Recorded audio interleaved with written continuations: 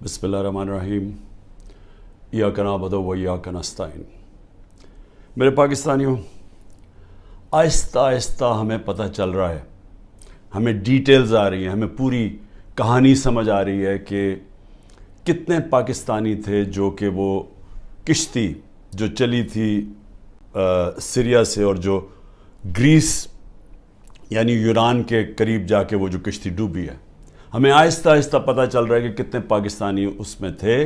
अभी तक पूरी डिटेल्स नहीं हैं, लेकिन खौफनाक चीज़ें सुनाई दे रही हैं कि पाकिस्तानियों को उन्होंने निचला जो तहखाना था उसके अंदर घुसाया हुआ था और उनको ऊपर नहीं आने दे रहे थे। और ज़्यादातर जो लगता है कि जो लोग डूबे हैं वो पाकिस्तानी थे। अभी ये भी नहीं पता चला कितने हैं, लेकिन जो भी बचे हैं उनसे जो आहिस्ता आहिस्ता चीज़ें पता चल रही हैं कि ये एक खौफनाक किस्म का ये सानिया हुआ है पाकिस्तानियों के लिए, औरों के लिए भी, और भी जो वहाँ किश्ती के ऊपर थे, जिनका अभी तक पता ही नहीं कि कितने लोग डूबे हैं। लेकिन इससे क्या चीज़ सामने आती है? इससे ये चीज़ सामने आती है कि जो पैसे वाले लोग हैं, जो प्रोफेशनल्स हैं, जिनकी दुनिया में डिमांड है, जिनको आराम से वीज़ा मिल जाता है, उनमें से तो 9-10 लाख पाकिस्तानी मुल्क छोड़ के चले गए, क्योंकि उनको उम्मीद चली गई है कि उनको लगता है कि अब ये पाकिस्तान उधर जा रहा है कि इधर इसका कोई मुस्तकबिल नहीं है, तो वो तो मुल्क छोड़ के चले गए और वो छोड़ते जा रहे हैं जिन लोगों के पास पैसा है या वसाइल है या हुनर है या प्रोफेशन है। लेकिन जिनके पास नहीं है, जिनको वीज़े नहीं मिलते, वो इसी तरह किश्तियों पे किसी ना किसी तरह पैसा जमा करते हैं। वो उस पैसे से किसी को देते हैं कि जी हमें नाजायज़ तरीके से पहुंचा दें वहाँ। जिस तरह ये किश्ती में लोग जा रहे थे, सब नाजायज़ थे, यानी सब इलीगल थे। इनके पास किसी के पास वीज़ा नहीं था। इन सब ने पैसे दिए थे, जो दलाल होते हैं, जिन्होंने कहा कि हम आपको पार पहुँचवा देंगे। ये उन्होंने उनको पैसे दे के सारी ज़िंदगी की कईयों ने अपना पैसा जमा करके या ख़ानदान जमा करके भेजता है बाहर से पैसे कमा के वापस भेजेंगे। तो ये सारे वो लोग थे। जो दूसरे भी थे वो भी ये लोग थे। अच्छा, अब इनमें ये जो लोग जा रहे थे, ये किन मुल्कों से जाते हैं? सवाल हम अपने आप से पूछें कि ये कौन से मुल्क हैं जिधर इतने बुरे हालात हैं कि लोग अपना घर छोड़ के सारा पैसा इकट्ठा करके ख़ानदान इनको बाहर भेजता है। वो कौन से मुल्क हैं? ये वो मुल्क हैं जिधर या तो जंगें चल रही हैं, और जब जंग होती है तो कानून सब ख़त्म हो जाता है, कारोबार ख़त्म हो जाता है, वो उस मुल्क को छोड़ के निकलते हैं। जिस तरह अभी सूडान में आपस में खाना जंगी है, तो लोग छोड़ के जा रहे हैं, लाखों लोग जा रहे हैं वहाँ से। जिस तरह सीरिया के अंदर जंग चली थी, शाम के अंदर, उधर लोग छोड़ के जा रहे हैं। या लिबिया के अंदर सिविल वॉर हुई जब, तो आपस में जब लड़े तो उधर लोगों ने जाना शुरू किया। लेकिन और कौन से मुल्क हैं? अब मैं आपको ये बताना चाहता हूँ कि ये जो मैं आपको 27 साल से कह रहा हूँ, इंसाफ की तहरीक, मैं कहने की अपनी कौम को ये कोशिश कर रहा हूँ कि जब तक एक मुल्क में इंसाफ नहीं होता, रूल ऑफ लॉ नहीं होता, कानून की हुक्मरानी नहीं होती, वहाँ खुशहाली नहीं आती। तो ये सारे तकरीबन लोग उधर उन मुल्कों से जा रहे हैं जिधर कानून की हुक्मरानी नहीं, जिधर जंगल का कानून है।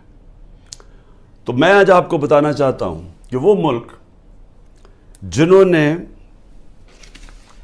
जिनके अंदर रूल ऑफ लॉ यानी कानून की हुक्मरानी सबसे ज़्यादा है और किधर कम है। तो पहले तो मैं आपको पहले 15 मुल्क आपको बता दूं कि जिधर कानून की हुक्मरानी सबसे ज़्यादा है और जिधर लोग छोड़ के उन मुल्कों पे जा रहे हैं, यानी गरीब मुल्कों से अमीर मुल्कों में किन मुल्कों पे जा रहे हैं। इनमें मुल्क हैं डेनमार्क, नॉर्वे, ये स्कैंडिनेविया के मुल्क हैं, स्वीडन। सबसे ज़्यादा यहाँ कानून की हुक्मरानी है या रूल ऑफ लॉ है। लोगों को पूरा इत्मीनान है उनके इंसाफ के निज़ाम पे, या इंसाफ है इन मुल्कों के अंदर, अदल और इंसाफ है। तो सबसे अमीर मुल्क ये हैं और इधर सबसे ज़्यादा इंसाफ है। तो ये इंसाफ के अंदर ये जो जितने भी मुल्क हैं, ये .90 سے لے کے .80 کے بیچ میں یہ سارے ملک ہیں، جس میں آسٹریلیا ہے، بیلجیم ہے، کینیڈا ہے، آئرلینڈ ہے، برطانیہ ہے، لگزمبرگ ہے، نیوزی لینڈ ہے، جرمنی ہے، نیدرلینڈز ہے. یہ سارے وہ ملک ہیں، اور امریکہ، جن کی جو یہ رول آف لا انڈیکس میں سب سے اوپر ہے. تو یہ وہ ملک ہیں جس کی طرف یہ لوگ کشتیوں میں اپنی جانیں خطرے میں ڈال کے یہ ان ملکوں کی طرف جاتا ہے. اب آ جائیں وہ ملک جن کی 40 سے نیچے ہے، 40 سے 30 تک جن کی رول آف لا انڈیکس میں، یعنی جدھر انصاف سب سے کم ہے. اب وہ کون سے ملک ہیں؟ جس میں ملک ہیں افغانستان ہے، میانمار ہے جدھر یہ ابھی تباہی مچی ہوئی ہے، جدھر ملٹری نے سنبھالا ہوا ملک، ادھر پاکستان ہے، یوگینڈا ہے، زمبابوے ہے، کانگو ہے یعنی افریقہ کے ملک ہیں، موزمبیک ہے، ایتھیوپیا ہے جدھر بھی ابھی خانہ جنگی چلی ہے. تو وہ ملک ہے، نکریگوا ہے یعنی ساؤتھ. سو یہ وہ ملک ہیں جدھر سب سے کم اس وقت قانون کی حکمرانی یعنی رول آف لا ہے، جدھر سب سے کم انصاف ہے. ان سارے ملکوں سے یہ وہ ملک ہیں جدھر سب سے کم ہے. ادھر سے لوگ جا رہے ہیں ان ملکوں میں جدھر سب سے زیادہ انصاف، اور کیونکہ انصاف ہے خوشحالی ہے. میں یہ آپ کو کیوں آج بتا رہا ہوں؟ میرے پاکستانی بھی میری ذرا غور سے بات سن رہے ہیں. میں پھر سے کہتا ہوں کہ عمران خان وہ خوش قسمت انسان ہے، اللہ نے اس کو سب کچھ دیا. جو میں نے زندگی میں اللہ سے اپنے لیے مانگا اس نے مجھے دے دیا. میں آپ کو یہ اس لیے بتا رہا ہوں کہ پاکستان کا یہ رول آف لا انڈیکس میں سے 140 ملک میں ہمارا نمبر 129 ہے. یعنی 129واں نمبر اس ملک کا ہے جدھر سب سے کم انصاف ہے. اب یہ سوچ لیں کہ یہ انڈیکس ادھر کا ہے جب سے یہ 9 مئی کے بعد مکمل طور پہ یہاں قانون کی دھجیاں اڑائی گئی ہیں. 9 مئی کے بعد پاکستان میں وہ بہانہ مار کے، اور میں انشاءاللہ جب بھی اللہ موقع دے گا میں یہ ثابت کروں گا، کیونکہ اب تو مجھے ڈیٹیلز آ گئی ہیں ساری، کہ ہمارے اندر لوگ گھسائے ہوئے تھے جنہوں نے یہ پلان کر کے یہ آگے لگائی ہیں. اور یہ ہر جگہ سے ایک ہی آواز ہے، یہ ہمارے لوگ نہیں تھے. میں نے ایک سے پوچھا ہے، ہمارے لوگ چھپے ہوئے تھے، کیونکہ وہ چھپے ہوئے ہیں جیل میں ہیں. مجھے تھوڑا آہستہ آہستہ لیٹ پوری طرح اس کی خبریں ملی ہیں، لیکن جس سے بھی میں نے پوچھا ہے انہوں نے ایک چیز کہی ہے جی، کہ ایک دم کوئی لوگ آتے تھے اور یہ ایک دم ساروں کو اشتعال دلواتے تھے کہ چلو وہاں چلو، ادھر چلو جی GHQ چلو ادھر جا کے یہ جو جہاز چوک پہ میاں والی میں اس کو آگ لگا دو. لوگ کہے جی اب ہیں کون؟ وہ ہمارے تحریک انصاف نے کبھی دیکھے ہی نہیں تھے. تو یہ ہر جگہ سے یہ آئی ہیں. کور کمانڈر گھر کا جلا دیا گیا، بڑا شور مچایا گیا، لیکن آج تک کوئی IG پولیس سے پوچھا ہے کہ 2-3 گھنٹے لگ رہے ہیں کراؤڈ کو آنے کے لیے، آپ کدھر تھے؟ جو ٹرمپ کے لوگوں نے جب ان کی پارلیمنٹ کیپٹل ہل کے اوپر جب انہوں نے چڑھائی کی، سب سے پہلے پولیس چیف کو فارغ کیا. تو ادھر تو اس کو تو کوئی پوچھ ہی نہیں رہا. اور کیوں نہیں ابھی تک CCTV کیمرہ کی ساروں کو ٹی وی کے اوپر ڈیٹیلز آئی؟ سارا وقت ٹی وی پہ پروپیگنڈا چل رہا ہے. بتائیں تو صحیح، وہ شکلیں تو بتائیں. کیوں نہیں صحیح معنی میں ہمارا کیوں نہیں موقف لیا گیا؟ ہم ساروں کو پکڑ کے جیلوں میں ڈال دیے، کیسز کر دیے ہیں. میرے اوپر، میں جیل کے اندر تھا، 9 میرے اوپر جیل میں جب میں تھا 9 کرمنل کیس کر دیے ہیں کہ میں نے ان کو اشتعال دلوایا تھا. کوئی ثبوت ہے؟ کوئی ہاں جی ہمارے پاس آتی ہیں جی کہ ہمارے پاس بڑے ثبوت جمع کیے ہوئے ہیں. میں چیلنج کرتا ہوں، یہ تو چھوڑو 27 سال میری پولیٹکس میں ایک دفعہ بتاؤ کہ میں نے کبھی کسی کو کہا ہو کہ پرامن احتجاج کے علاوہ کوئی احتجاج کرو. ایک دفعہ مجھے کوئی بتا دے. میرے سارے پارٹی سینئرز کو میری پالیسی کا پتا تھا، اور سارے سینئرز وہی باتیں کر رہے تھے، پرامن احتجاج. ہم کہیں بھی پرامن احتجاج کر سکتے ہیں، یہ ہمارا آئین ہمیں اجازت دیتا ہے، کوئی نو گو ایریا نہیں ہے. لیکن یہ جو جلانا تھا یہ ایک پلان سازش کے تحت اس لیے ہوا کہ اس کے بعد پورا ایکشن تیار تھا. ایک دم 48 گھنٹے میں 10,000 لوگوں کو جیلوں میں ڈال دیا، اور سارا کچھ بلیک آؤٹ میڈیا سے اور سارا کنٹرول ہو گیا ایک دم. تو جو پہلے سے پلان بنا ہوا تھا وہ موقع مل گیا کہ ایک دم اس موقع کا فائدہ اٹھاتے ہوئے ایک دم لوگوں کو انہوں نے پارٹی کو ختم کرنے کے لیے پورا پلان بنا ہوا تھا.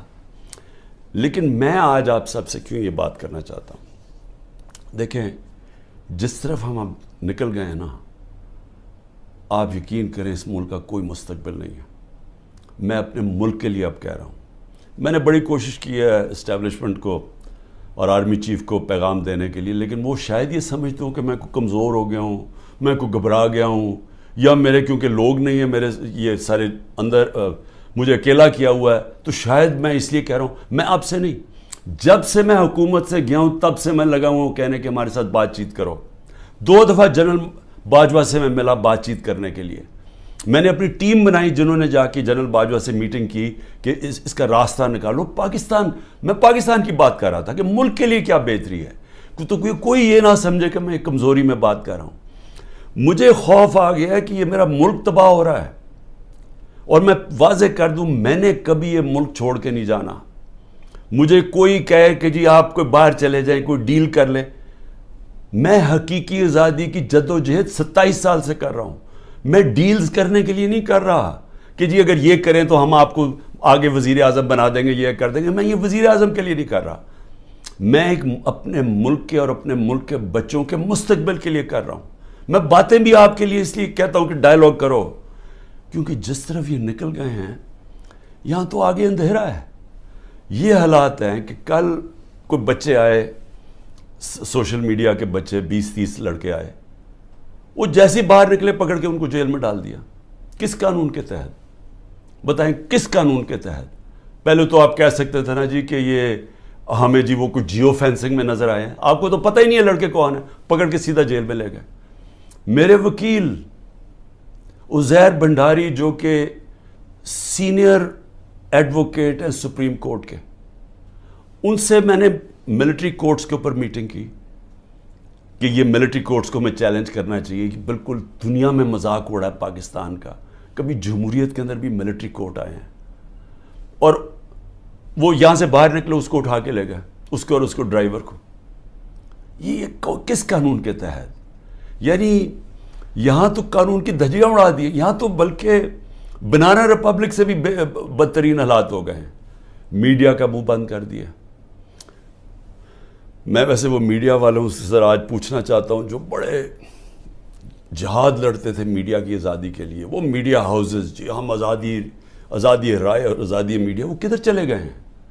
چپ کر کے دم دبا کے سر بیٹھ گئے ہیں کہ سارا اس وقت عمران خان کا نام نہیں آنا چاہیے میڈیا کے اوپر، وہ پتہ نہیں کتنا خطرناک دہشت گرد ہے.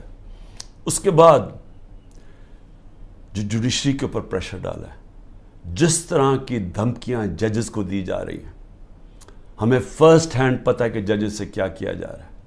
جو جج لائن میں نہیں اس کے اوپر میڈیا اس کی ٹرائل شروع کر دیتے ہیں، اس کے اوپر ہر قسم کرپشن کیسز ہر چیزیں اٹھاتے ہیں. ان کے ایک اب میں بتاؤں سینئر سپریم کورٹ کے جج کے ان کے لوگ اٹھا کے لے گئے، ان کے نوکر کو اٹھا کے لے گئے.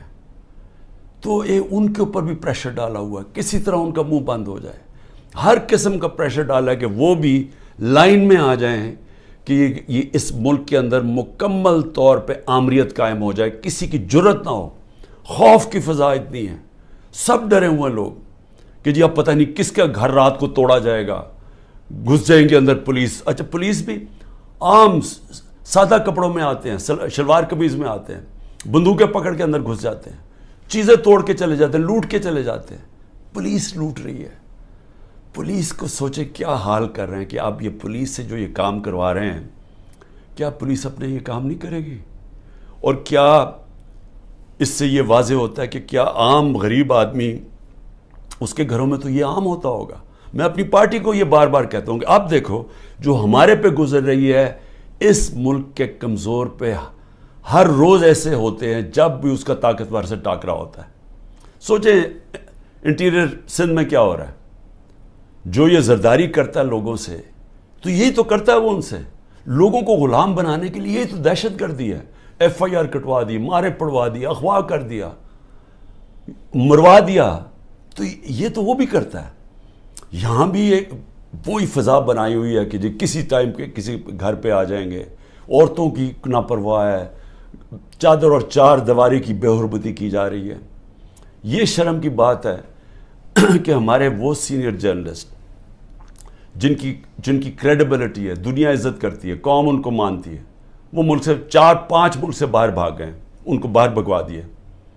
ارشد شریف کے ساتھ جو انہوں نے کیا, جتنا شاید ہی اس ملک میں ایسا دلیر اور ایک محب وطن صحافی تھا, ایک انویسٹیگیٹر جو محنت کرتا تھا, اس سے جو کیا کیا گیا. عمران ریاض یوٹیوب میں سب سے بڑی فالوئنگ جس کی ہے, اس کا مطلب کہ قوم اس کو سنتی تھی, قوم مانتی تھی اس کی بات میں. وہ ابھی تک مہینے سے اوپر ہو گیا ہے, اس کے بیوی بچوں کی کوئی فکر ہے کہ ان کے اوپر کیا گزر رہی ہے, غائب ہوا ہوا ہے. اور ہماری پولیس کیا کر رہی ہے, آپ کا جی جیو فینسنگ میں نام آ گیا, ذرا ادھر آئے نا, آپ جیل میں جائیں گے. اچھا وہ آگے سے, اچھا جی 15 لاکھ روپے نکالو. 15 لاکھ سے شروع ہوتے ہیں, کوئی 10 لاکھ پہ یہ بات مان لیتے ہیں. یہ پیسے بنا رہے ہیں آپ. جب آپ نے ملک میں جنگل کا قانون لیا ہے تو جو طاقتور ہے وہ ہر قسم کا کمزور پہ ظلم کر رہا ہے, کیونکہ آپ نے دروازے کھول دیے, موقع دے دیا سب کو, صرف اور صرف خوف پھیلانے کے لیے. اور مقصد کیا ہے کہ کسی طرح عمران خان کے اوپر کانٹا ڈالا ہوا ہے, اب اس نے نہیں آنا. اور اگر تحریک انصاف بھی آئے گی تو وہ سکڑ کے ایک چھوٹی سی جماعت لے کے آنی ہے, تاکہ اس ملک میں وہ کھچڑی پکی رہے اور جناب اسٹیبلشمنٹ کا کنٹرول ہو جائے. دیکھیں, میں صرف ایک تاریخ کا اسٹوڈنٹ ہوتے ہوئے, میں نے اپنی یونیورسٹی میں بھی یہی پڑھا تھا, میں صرف آپ کو, اپنی قوم کو, آپ کو یہ مثال دینا چاہتا ہوں کہ جدھر یہ ہم اب پہنچ گئے ہیں اور آگے لے کے جا رہے ہیں, ان ملکوں کا حال کیا ہوتا ہے.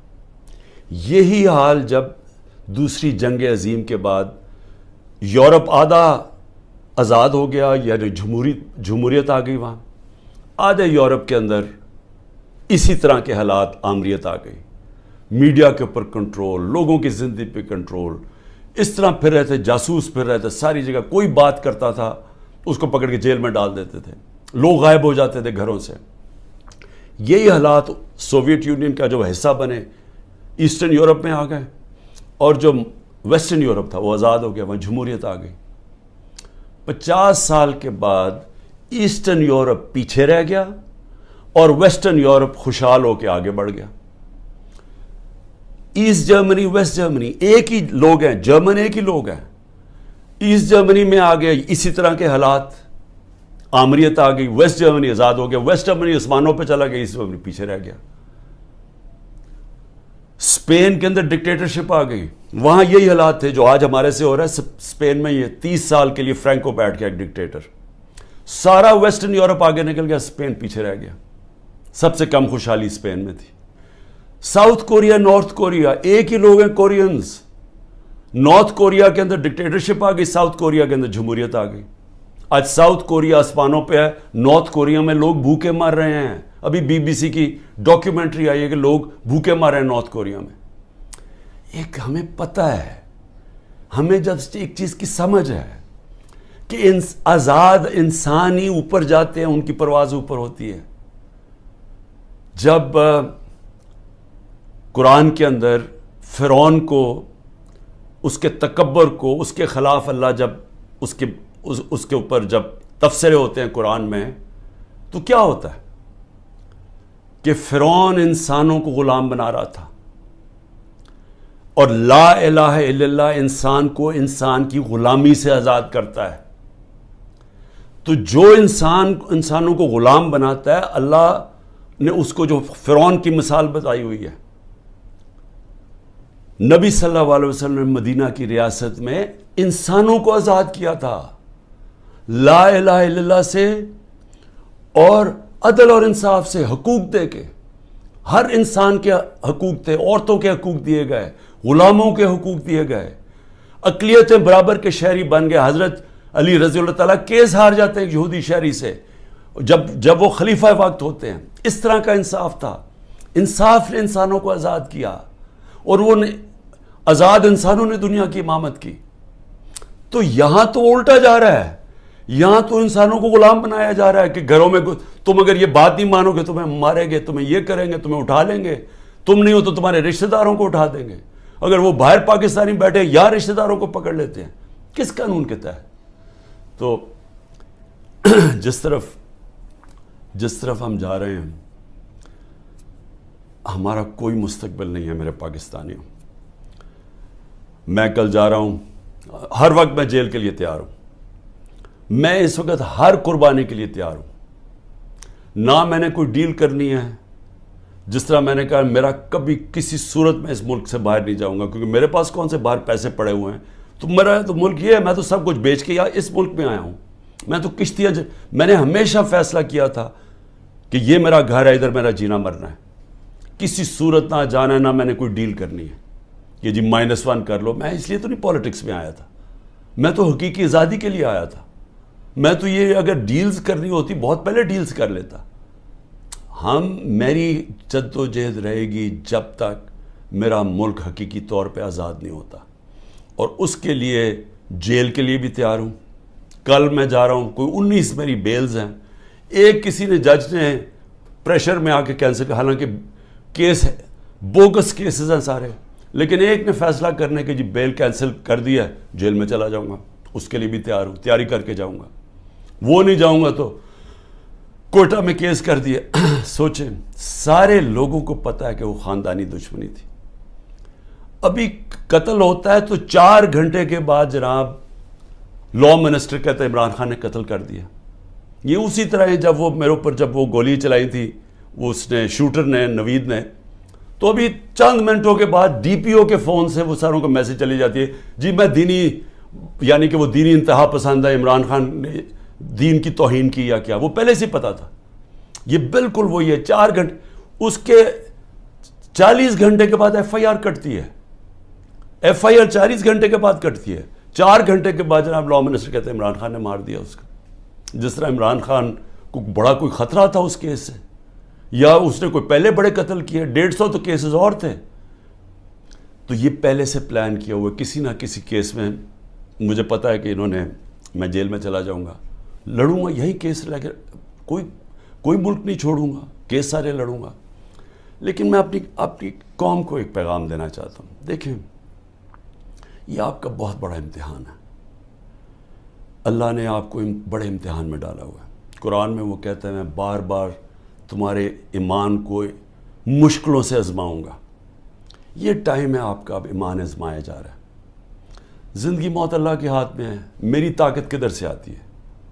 مجھے پورا ایمان ہے کہ جب اللہ نے فیصلہ کیا میں نے جانا ہے, کوئی مجھے روک نہیں سکتا. اور اس نے جو مجھے 2 دفعہ بچایا ہے, انہوں نے جو قتل کرنے کی کوشش کی, کیونکہ اس نے بچایا ہے, اس کا فیصلہ تھا, میں نے ابھی نہیں جانا.